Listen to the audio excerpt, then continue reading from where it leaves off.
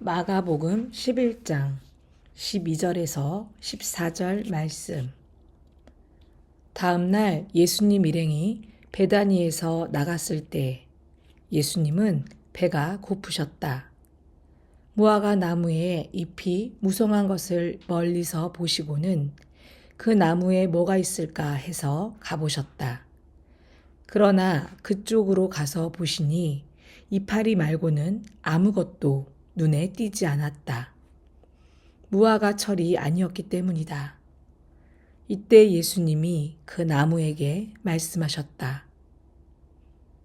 너한테서 다시 열매를 따먹을 사람이 영영 하나도 없을 것이다. 제자들이 예수님의 말씀을 듣고 있었다. 아멘. 샬롬, 좋은 아침입니다. 오늘도 말씀을 역사와 맥락으로 묵상하며 하나님께 나아가는 우리 서로님들을 축복합니다. 오늘은 마가복음 57번째 시간이고요. 무화과 나무를 저주하시다 라는 주제로 함께 본문 말씀 묵상해 보려고 합니다. 예루살렘 성전을 둘러보신 예수님이 베단이라는 곳으로 가셨다고 어제 함께 읽은 말씀에 기록되어 있었습니다. 베다니, 거기에서 다시 나와서 예루살렘 성전 쪽으로 가시는데 배가 고프셨나 봐요. 무화과 나무를 바라보셨습니다. 저기서 뭐 먹을 게 있나 한번 보신 거죠. 근데 무화과 나무에 열매가 안 맺혀져 있는 거예요. 근데 사실은 열매 맺는 철이 아니었기 때문에 못 맺은 겁니다. 이 무화과 나무가 뭐가 문제가 있어서 안 맺은 게 아니라요. 아직 때가 아니라 안 맺고 있는 거예요. 근데 그거를 저주하세요. 그 나무를. 너는 앞으로 다시는 열매를 맺지 못할 거다. 왜 그러셨을까요? 우리 예수님은. 만약에 무화과 나무가 병들었다거나 원래 열매를 맺을 때인데 못 맺었다고 하면 타당한 이유가 있지만 성경 본문에 분명히 아직 철이 아니라고 나와 있거든요. 그러니까 무화과 나무는 죄가 없어요. 근데 예수님이 그걸 저주하셨단 말이죠. 그러니까 이거는 분명히 예수님도 의도가 있었을 거고 이 내용을 기록한 성서 기자도, 그러니까 마가도 뭔가 의도가 있기 때문에 이 내용을 넣은 거거든요. 근데 이 의도를 파악하려면 성경 전반에 나타나는 문학 기법에 대한 이해가 좀 필요합니다. 바로 샌드위치 구조라고 하는 건데요. 12에서 14절이 무화과 나무 저주 대목이죠. 그리고 바로 이제 내일부터 묵상할 내용인데 성전에서 장사하는 사람들을 쫓아내고 정화하는 내용이 들어있어요. 그리고 다시 20절부터 무화과 나무 이야기가 펼쳐집니다. 그러니까 원래는 하나의 스토리로 쭉 이어져야 되는데 중간에 뭔가 하나가 탁 끼어든단 말이죠. 이게 샌드위치예요. 빵과 빵 사이에 햄이 있는 것처럼. 근데 빵을 먹으려는 게 아니라 사실은 이 햄을 먹으려고, 아니 둘 다 같이 먹지만 햄의 그 맛있는 그 맛을 느끼려고 우리가 샌드위치를 먹잖아요. 그런 것처럼 그 가운데 무슨 내용이 있느냐에 따라 앞 뒤에 있는 얘의 정체가 밝혀집니다. 그러니까 무화과 나무 저주 이야기는 샌드위치 가운데에 들어있는 성전 정화 사건과 연관이 있다는 거예요. 그 성전이 제 기능을 못하고 있기 때문에 무화과 나무라고 하는 상징에 빗대어서 앞으로 열매 맺지 못할 성전에 대한 저주를 무화과 나무에 하고 있는 거죠, 지금.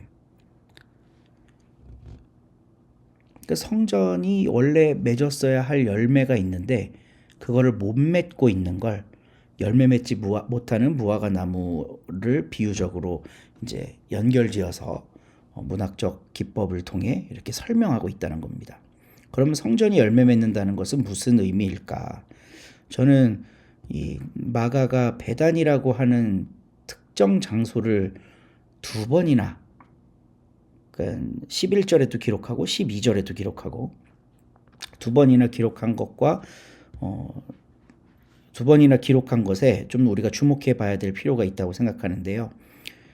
베다니는 성전에서 아주 가까운 곳에 있었습니다. 근데 이 베다니라는 지명의 뜻이 가난한 자의 집이에요. 성전 주위에 가난한 자의 동네가 있다는 것 자체가 성전이 제 기능을 못했다는 거죠. 성전이 열매를 잘 맺고 있다면 그런 동네가 있어서는 안 되는 거예요. 근데 성전은 장사하는 사람들, 돈 버는 사람들이 판치고 있고, 가난한 동네는 그냥 방치해 두고 있어서 열매 맺지 못하고 있다는 거죠. 마치 예수님이 배고플 때 열매를 내어주지 못했던 무화과나무처럼 말이에요.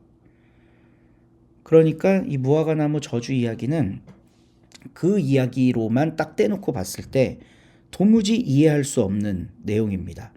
근데 성전 정화 사건과 함께 연관지어서 예루살렘 성전이라고 하는 게 열매 맺지 못하고 있구나 라는 걸 더 진하게 전달하기 위해서 무화과나무 저주 이야기를 앞에다 배치를 해놨다는 거죠. 결국은 예루살렘 성전이 열매 맺지 못하고 있고 앞으로 그 성전에서는 더 이상 열매를 맺을 수 없을 거다라고 하신 예수님의 의지의 표현이라고 할 수 있겠습니다. 그래서 오늘 이 말씀을 묵상하면서 우리가 이렇게 함께 성찰해 봤으면 좋겠어요. 성전 안에서 예배하고 종교 생활하고 있는 사람들은 자기들이 안전하다고 믿었거든요. 근데 예수님은 그 성전은 더 이상 열매 맺지 못할 거라고 단언하고 계신단 말이죠. 우리들도 기독교 신앙을 갖고 있고 교회에서 종교 생활을 하고 있어요. 근데 예수님이 우리를 보고 계시면 어떤 느낌일까? 이런 성찰이 우리에게 필요합니다. 그러려면 나의 종교, 나의 신앙은 지금 어떤 열매를 맺고 있는가를 살펴봐야 되겠죠. 배고픈 예수님에게 먹을 걸 제공하는 무화과나무인가? 내 지척에 있는 베다니에 사는 형제들을 관심 갖고 바라보고 있는가? 우리는 어떤 열매를 맺고 있는지 함께 고민하고 묵상하며 나아가는 오늘 하루 되기를 바라봅니다. 좋은 하루 되세요.